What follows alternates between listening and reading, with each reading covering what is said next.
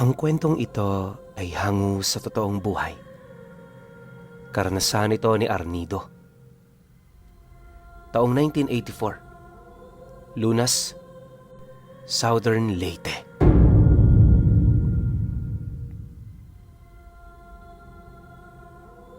Mula pagkabata, marami ng karanasan si Arnido ukol sa mga nilalang na hindi nakikita. Ayon sa lolo niyang Kastila, likas na ang pagiging lapitin niya dahil nung ipinanganak siya ng kanyang ina, bago yun pumanaw, may nakita itong kulay asul na ibon na biglang lumabas sa puwerta nito. Di yun literal na ibon, sa halip para itong espiritong bigla na lamang naglaho.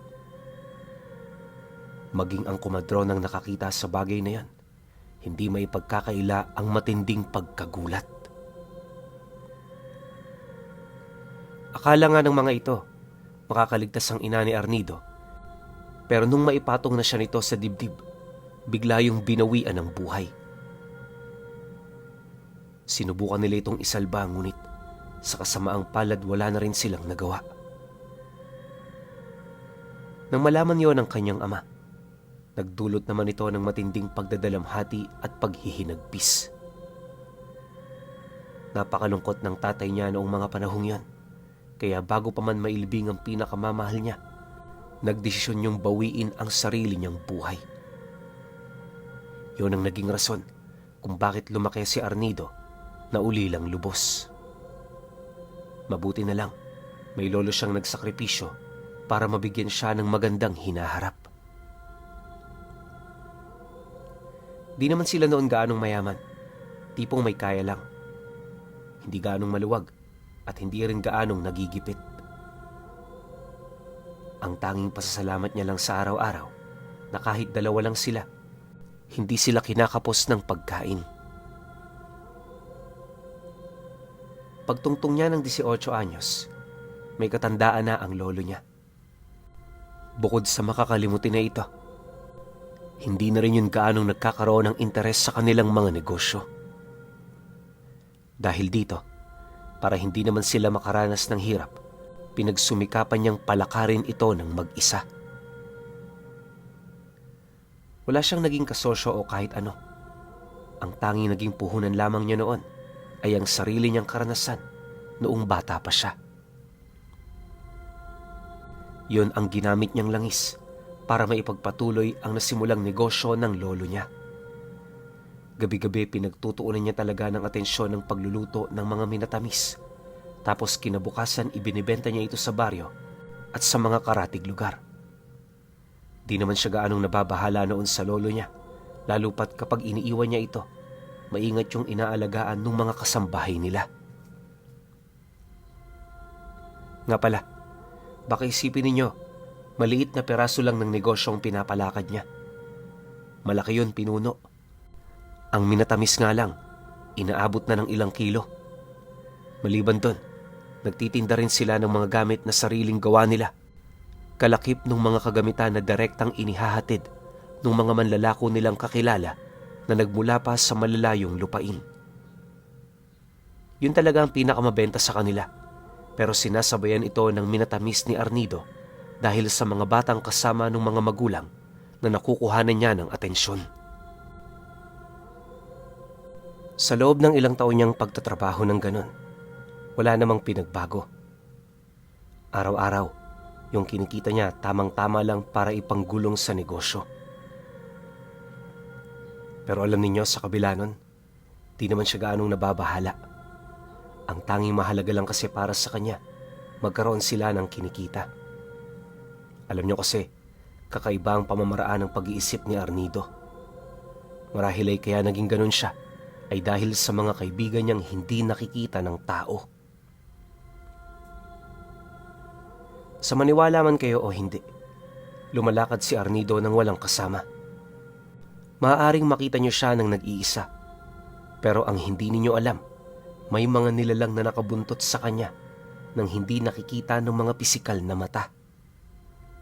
Di man sa pagmamayabang, pero maraming beses nang hinarang ng mga kawatan itong si Arnido. Ang nangyari, imbis na mapagnakawan siya, sinapian at nabaliw yung mga kawatan. Hindi niya nalaman kung ano ang ginawa ng mga ito, pero nung huli niya yung nakita, pumasok yun sa kakahuyan habang walang patid sa kakasigaw. 2 araw pagbalik ni Arnido sa kakahuyan, nasipat niya ang mga taong yon na namamayat na at tulalang nakaupo sa punong binuwal nila. Kahit malayo, alam niyang wala na sa wasto ang mga pag-iisip nito, kaya sa halip na lapitan yon, minarapat na lamang niyang umaktong parang hindi ito nakikita. Lumipas pa ang 1 linggo. Nabalitaan niya sa mga taga roon ang pagkamatay ng mga ito. Dahil sa ganoong pangyayari, naging panatag siyang kasama ang mga nilalang na naging kadikit na niya magmula noong bata pa siya. Kung hindi ninyo na itatanong, maliban sa mga engkanto, may sumusunod din sa kanyang mga elemento at kataw. Maliliit lang ang mga kataw na yon, pero hindi no nilulubayan ang kanyang katawan. At alam nyo ba, bawat isa sa mga kataw na yon nagdadala ng lason. May kapasidad din silang kumuha ng wisyo at manumpa ng tao. Ang iba namang engkanto nakatuon ng atensyon sa pagbibigay sa kanya ng kaligtasan. Lahat na ata ng panganib may pansalag siya, kaya kahit wala siyang dalang kahit isang karga, wala siyang kinakatakutan. Yon ang dahilan ni Arnido kung bakit sa loob ng ilang taon at sa mura niyang edad, nakakaya niyang puntahan ng mga masusukal na lugar kahit mag-isa lang siya. Ang mas malupit pa, di niya alintana ang mga nilalang na pinangtatakot sa kanya ng matatanda. Ang palaging rason noon ni Arnido, magtitinda siya kahit maglabasan man ng mga yon o panahon ng mga ito. Masyado kasi siya noong nagpakakampante. Ang hindi niya alam, marami na rin palang mga matang tumitik-tik sa kanya. Isang hapon, habang nag-aayos siya ng kanyang mga paninda, napansin niyang lumabas ang lolo niya. Kahit nangihina na ito, pinilit nitong tumungo sa bakuran ng bahay nila. Dala naman ang pag-aalala dahil sa wala yung kasama, agad naman niya itong nilapitan para kausapin. "Lo, saan kayo pupunta?" "Dito lang ho kayo sa loob. Parang uulan, no?" Bungad na wika niya rito. Nang marinig naman yon ng matanda, nagpumilit naman itong gawin ang kanyang gusto. Dahil dito, wala na ngang nagawa itong si Arnido, kundi ang sumunod. Pag-upo naman ito sa labas ng bahay, nagsimula na itong magbigay ng agam-agam sa kanya ukol sa mga nararamdaman itong panganib na darating. Ayon sa lolo niyang Kastila, marami siyang napapansing kakaiba kapag umuuwi itong apo niya. Hindi ito sigurado, pero kapag nakikita niya yung naglalakad, parang kakaiba ang presensyang dumadapo rito. Alam naman ng lolo ni Arnido ang tungkol sa mga nilalang na kanyang kasama, kaya marahil bistado na rin ito ang tangang ora ng mga nilalang. Dagdag pa nito na marahil ay hindi yun napapansin ng kanyang mga kaibigan, kaya nagdesisyon itong balaan siya ukol sa bagay na yon. Nang matapos naman itong mailahad ng matanda, agad naman yung sumilay sa kanya habang nagwiwika ng, "Bata ka pa, Arnido. Iwasan mong mag-isip na nangingibabaw ka sa lahat. Kadalasan ng mga ganyang kamangmangan ang nagpapahamak. Magbaon ka palagi ng dasal kapag umaalis ka. Tandaan mo, hindi mo hawak ang panahon. Mas mainam na may basbas ka ng nasa itaas para meron kang proteksyon." Nang marinig naman ni Arnido ang sinabi nito, tumango lang naman siya, pero ang totoo, pinalampas niya lang talaga sa kanyang tenga ang mga sinabi ng matanda. Bilang binatilyo kasi, mas tiwala siya sa kanyang mga kaibigan kaysa sa kahit anumang dasal.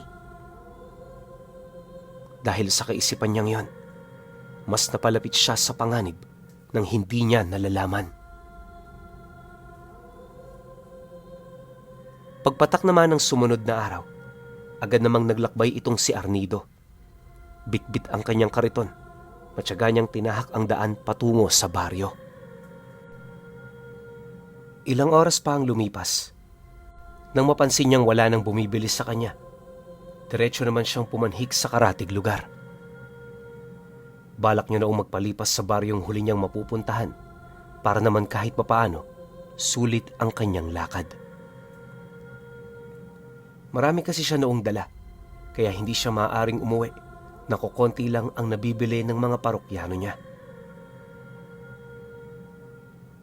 Pagkaraan pa ng ilang araw, milya-milya na ang layo niya sa kanila. Yung mga paninda niya, malapit na ring maubos, kaya pinagtiyagaan niya talagang pasukin ang mga baryong nasa masusukal na parte na ng Leyte. Dahil sa ginawa niyang yon, nagambala niya ang mga nilalang na nasa panig ng kaliwa na payapang naninirahan sa mga kagubatan.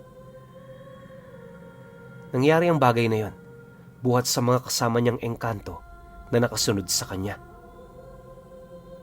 Pagdaan kasi nila sa mga pinagtitirahan nitong patay na puno, nabulabog yon ang kanilang presensya. Gayunpaman, hindi ito natunugan ni Arnido, kaya nagpatuloy lang siya sa paglalakad hanggang sa kalaunay narating na niya ang isang tagong baryo. Pagsilay niya sa lugar, agad naman niyang napansin ang mga masisipag na naninirahan sa lugar na yon. Hindi rin siya gaanong naghinala ng kakaiba laban sa mga ito dahil pagbukas niya ng kanyang ikatlong mata, wala naman siyang nakitang medyo kaduda-duda. Sa puntong yon, napagtanto ni Arnido, mga ordinaryong tao ang kaharap at kausap niya. Makalipas pa ang ilang minuto, nang marating na niya ang sentro, agad naman niyang itinayo ang estante ng kanyang mga tinda. Nang mapansin naman niyo ng karamihan, agad naman niyang lumapit sa kanya para magtanong ukol sa kanyang mga dala. Bawat isa sa mga taga roon, aminado talagang natutuwa sa kanyang pagbisita, ngunit sa hindi malamang dahilan, may napapansin siya roong kakaiba.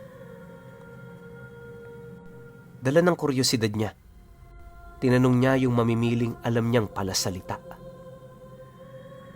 Nang marinig nito ang kanyang naging tanong, bigla yung tumahimik.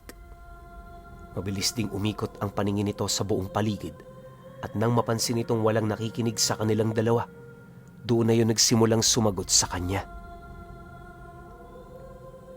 Ayon sa lalaki, tama ang hinala niya. Kapag may bago kasi sa lugar nila, lahat sila roon hindi talaga mapakali. Sa labas ng hangganan ng kanilang baryo, maraming nilalang ang naninirahan na tanging ang binibiktima lamang ay ang mga dayong napapadpad sa lugar na yon. Ultimo mga kabataan sa baryo, nakasaksi na ng ganoong pangyayari, kaya lahat sila naniniwala talaga sa pag-iral ng mga ito. Di rin sila gaanong nangangahas, lalo pat alam nila ang magiging kahihinatnan kung sakali mang magalit sa kanila ang mga nilalang. Payo pa nito sa kanya na kung kaya niyang umalis doon ng mas maaga, gawin na niya. Sa iba na lang niya ibenta ang kanyang mga dala, gawa ng karamihan naman sa kanila doon, wala talagang pera. Marahil ay naiengganyo lang ang mga ito sa mga bagay na ipinapakita niya. Nang marinig naman ni Arnido ang sinabi ng lalaki, di naman niya maiwasang makaramdam ng panunubok. Salip kasi na ituring bilang isang babala ang sinabi nito, pakiramdam niya isa itong panunukat sa abilidad niya. Hindi siya papayag na ipamukha ng lalaking yon na mahina siya. Kaya kahit walang ideya sa sitwasyon ng lugar, nagdesisyon siyang manatili doon ng 1 araw at 2 gabi. Matapos naman ang kanilang pag-uusap, agad naman itong lumayo. Di niya yun sinundan, lalo na't may mangilan-ngilan na taga doon na nakakuha ng kanilang atensyon. Upang mabawasan naman ang tumataas na tensyon sa paligid, itinoon na lamang niya ang kanyang oras sa pakikipag-usap sa kanyang mga parokyano para naman kahit papaano makalimutan niya ang naging pag-uusap nila. Tumungtong na ang gabi tahimik na ang paligid. Marami ng saradong bahay, kaya ang mga nakikita na lamang niya sa labas ay pawang mga manginginom na lamang. Hindi na rin noon nag-abalang maghanap ng matutuluyan itong si Arnido dahil sa hindi naman gaanong kalakihan ang kanyang kinita noong mga nagdaang araw. Napakatumal talaga ng kanyang benta, kaya para makaraos, yung kakanin niyang dala ang kanyang ginawang tanghalian at almusal. Nakakaumay man, mas mainam na yon pantawid gutom. Ang importante, alam niya kung papaano niya ito niluto at ginawa.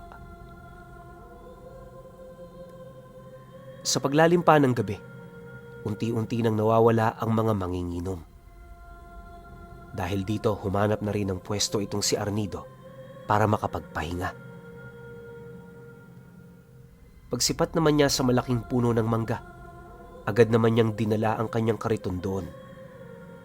Itinabi niya yon ng maayos sa puno bago siya humiga sa ibabaw nito. Nataon namang malakas ang simoy ng hangin at wala nang gaanong ingay sa paligid, kaya sa loob lamang ng ilang minuto, nakaidlip na nga siya. Sarap na sarap siya sa kanyang pagtulog noon, hanggang sa bigla na lamang siyang magising nang may humila sa kanyang mga paa. Pagmulat naman ng kanyang mga mata, tumambad sa kanya ang kaibigan niyang engkanto na kalahating kambing at tao. Nadat na niya yung nakatayo malapit sa kanya na para bang meron itong mahalagang pakay. Pag-upo naman niya sa kanyang kinaroroonan, bigla naman siyang nakaramdam ng matinding pagkasindak nang masipat niya ang mga kaibigan niyang engkanto na nakatayo na papaikot sa kanyang kinaroroonan. Hawak-hawak na rin ng mga ito ang kanilang mga sandata, indikasyon na may panganib na papalapit. Hindi naglaon. Pagbaling niya ng paningin sa nilalang na gumising sa kanya, agad naman niya yung tinanong para malaman ang mga kasalukuyang nagaganap. Sa lahat kasi ng kanyang mga kaibigan, ang engkantong yon ang mas inaasahan niya pagdating sa mga detalye ukol sa mga kalaban nila. Nang marinig naman ito ang kanyang sinabi, agad naman itong itinuro ang bundok na nasa harapan nila, sabay wika ng, "May mga nakita kaming nagkumpulan dyan kanina. Sigurado kaming mga aswang sila na may mga kasamang salamangkero at bruha. Duda ko, kayo ho ang pakay nila. Maging alerto kayo, Arnido, sapagkat nasa lugar nila tayo." Dahil sa sinabi nito, agad naman niyang hiniram ang paningin ng nilalang. Pag-ikot naman ng paningin niya sa buong paligid, wala naman siyang nakitang iba maliban sa mga hayop na nagpapahinga at kasalukuyang kumakain. Kaso lang, habang patagal ng patagal ang paggamit niya sa abilidad ng nilalang na yon, unti-unti na siyang nakakapansin ng mga nilalang na mabilis na nananakbo sa mga madidilim na parte ng kakahuyan. Nasa paanan na rin yon ng bundok, kaya yung mga presensya nito nakakasindak na ng mga aso sa buong paligid. Ilang minuto pa ang lumipas, marami ng tunog ng alulong ang bumalot sa buong lugar. Yung mga kubo ring malapit sa pinagpapahingahan niya, nasipat na rin niyang nagsindi na ng mga ilaw. Kahit hindi niya gaanong makita ang mga nangyayari sa loob, siguradong sigurado noon si Arnido na naghahanda ang mga ito. Alam din niyang naghihigpit na yon ng mga daraanan upang masigurong hindi sila mapasok ng mga nilalang. Dahil sa pangyayaring yon, hindi naman siya nagdalawang isip na tawagin ang mga nilalang na malapit sa kanya. Upang hindi makita ng mga kalaban niya na marami sila, sama-sama niya itong pinasapi sa kanyang katawan. Matindi ang kapalit ng ganoong abilidad, pero sa ganoong estado, magkakaroon siya ng hindi masukat na kapangyarihan. Dagdag pa ni Arnido na malimit niya lamang gawin ang bagay na yon dahil katakatakot na panghihina ang kanyang mararanasan pagkatapos nun. 3 araw din siyang magiging baldado, kaya hanggat maaari, iniiwasan niya talagang gamitin ito. Kaso lang, may mga pagkakataon paminsang napipilitan siya buhat sa lugar na kinapadparan niya. Isa rin sa mga rason ay ang dami ng kanyang mga makakalaban na alam niyang hindi niya kayang pagsabay-sabayin kung hindi niya panghahawakan ang kabuuang kapangyarihan ng kanyang mga kaibigan. Pagkarinig naman ng mga engkanto sa kanyang naging utos, agad namang naging usok ang mga ito. Mabilis siyang pumasok sa kanyang katawan at sa loob lamang ng ilang segundo, pinamahayan na nito ang bawat piraso ng kanyang kalamnan. Bumigat na rin ang kanyang pakiramdam, indikasyon na kaya na niyang gawin ang lahat. Matapos naman niya itong maisakatuparan, kampante lang siyang naghintay sa tabi ng kanyang kariton hanggang sa kalaunay dumating na nga ang grupo ng mga ito. Pagtigil ng mga aswang na lakat sa kanyang harapan, napansin naman niya ang mga salamangkero at bruha sa likod nito na merong hila-hilang mga lumulutang na kabaong. Kakaiba na rin ang itsura ng mga nilalang na yon, senyales na direkta itong sumasamba sa puwersa ng kaliwa. Makalipas pa ang ilang minuto, nasipat niya ang isang salamangkero na dahan-dahang naglalakad patungo sa kanyang harapan. Nang mapansin naman niya ang matanda, tahimik lang naman niya yung pinagmasdan hanggang sa magkausap na silang dalawa. Ayon sa nilalang na yon, marami na silang narinig ukol sa kanya. Alam din nilang malakas ang tanga ni Arnido, kaya dinala nila ang pinakamalalakas sa kanilang hanay. Dagdag pa nito na wala silang ibang pakay sa mga oras na yon, kundi ang talunin siya. Naging basihan kasi ng lakas ng mga nilalang si Arnido dahil na rin sa dami ng pinaslang niya. Matapos naman itong makapagsalita, agad naman niyang dinukot sa ilalim ng kanyang kariton ang paborito niyang punyal. Saglit na muna niya yung pinaglaruan hanggang sa lakas loob na siyang sumagot dito ng, "Marami na ang sumubok, pero lahat sila natalo. Wala naman kayong dapat ng patunayan. Mas maganda siguro kapag alam niyong mas malakas sa inyo, layuan niyo na lang." Dahil sa kanyang sinabi, nagdulot naman ito ng matinding galit para sa mga aswang. Pag-atungal naman ng mga nilalang na yon, mabilis naman yung sumunggab sa kanya. Pero paglundag nito sa ere, bigla itong inangilan ng lahat ng engkantong pumaloob sa kanyang katawan. Pagsilay naman ng mga ito sa itsura ng kanyang mga kaibigan, may mangilan-ngilan sa kanilang nalusaw na parang isang kandila. Ang mga aswang namang hindi nakayanan ng matinding paninindak, nawala ng malay sa kanyang harapan. Dahil sa kanyang ipinamalas na abilidad, nagdulot naman yon ng matinding pagkagulat sa panig ng mga salamangkero. Kitang-kita kasi nila, hindi man lang gumalaw ng kahit daliri itong si Arnido. Maya-maya pa, mas lalo pang nagtaka ang mga ito nang mapansin nilang bigla na lamang siyang naglakad sa likurang bahagi ng mga aswang. Unti-unti na rin niyang ibinalik sa lagayan ng kanyang punyal at nung magawa na niya ito, lahat ng aswang na natitirang buhay biglang nahati ang ulo. Sabay-sabay din yung nagsibagsakan na siya namang ikinagulat ng mga salamangkero. Dahil sa pangyayaring yon, nagsimula na ring umatake ang mga bruha. Pinaghuhugot nito ang mga itim na kaluluwa mula sa hawak nitong kabaong, sabay bato nito sa kanya. Nang mapansin naman niya ang pamamaraan ng pag-atake nito, pilit naman niya yung iniwasan, gawa ng alam niyang ang mga kaluluwang itim sumpa sa lahat ng depensa niya sa katawan.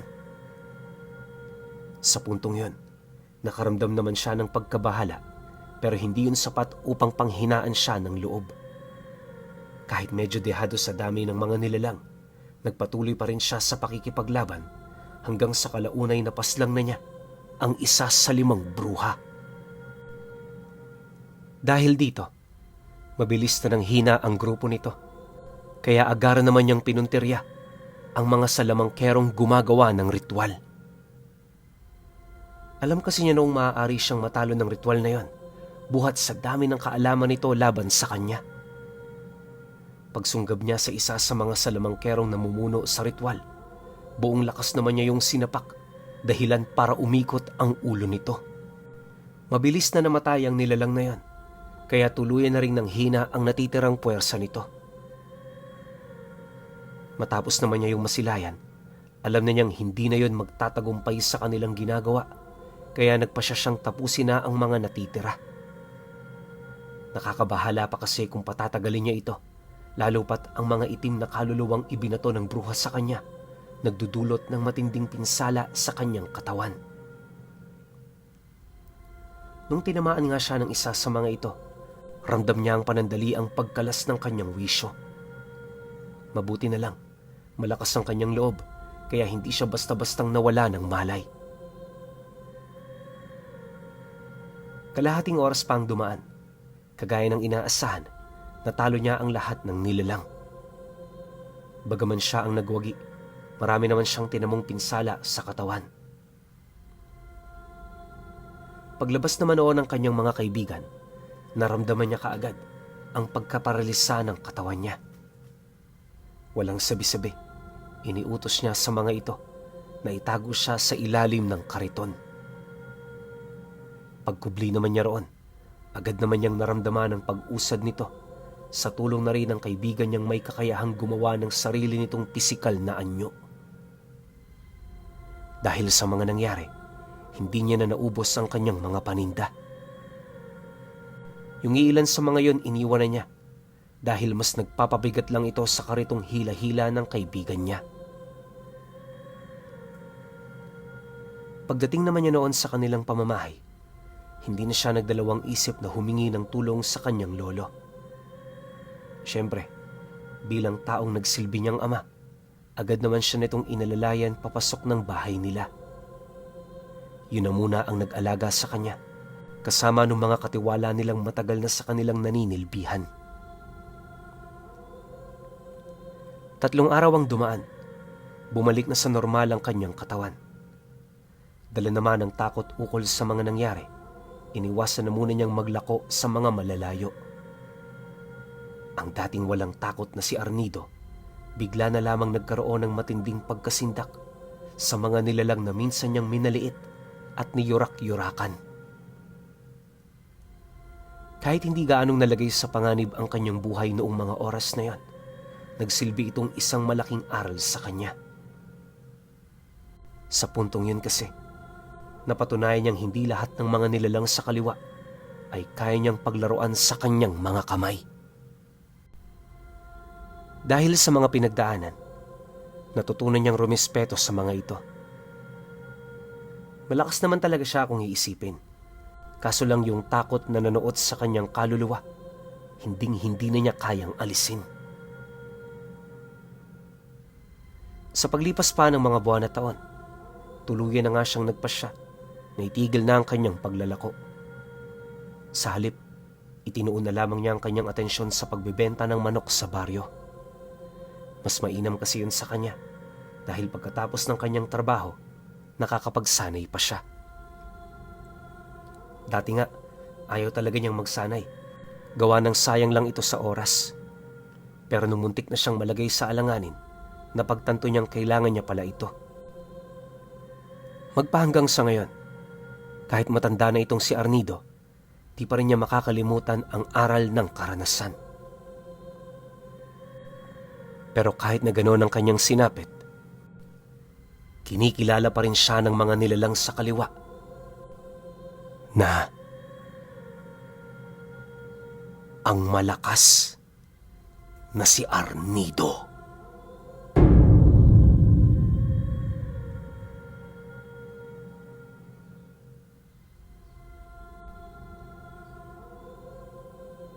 Okay. Opinion ko sa kwento.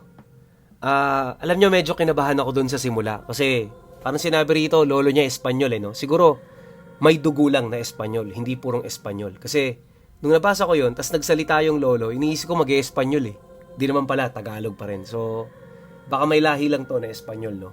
Pero ang maganda rito sa kwento ni Arnido, na yun nga, masyado siyang nagtiwala sa sarili niya. Akala niya lahat kaya na niya.